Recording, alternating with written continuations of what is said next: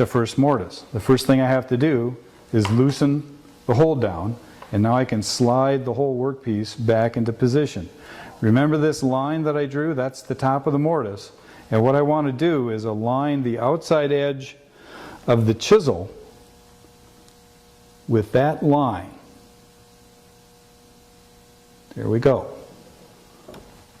I'm going to lock the hold down in position, and we're ready to cut.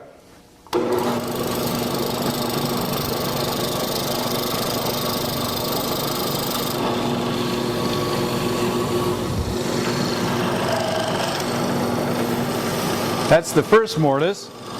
Now what we're going to do is move to the opposite end. Align the chisel with the line that marks the bottom of the mortise.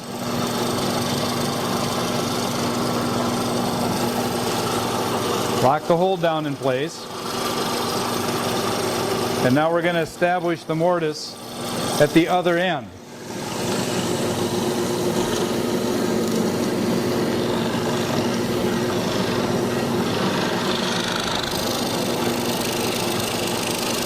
Next, we're going to move to the center. The idea here is that when you use these chisels, you always keep all four sides engaged or the front and back engaged. You don't want to have three sides engaged or else the chisel will deflect.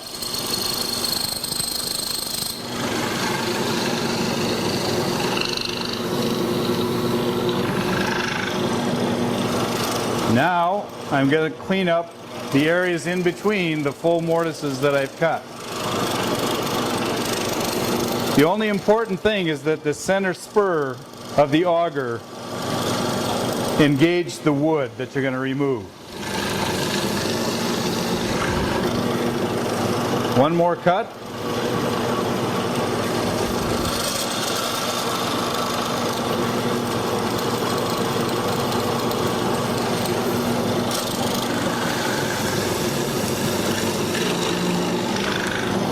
Now you can, after we've cut those four, there's no crime in just sliding a little bit to clean up the shoulders.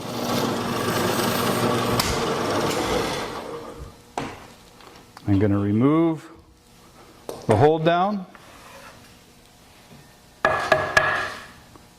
And there's our mortise.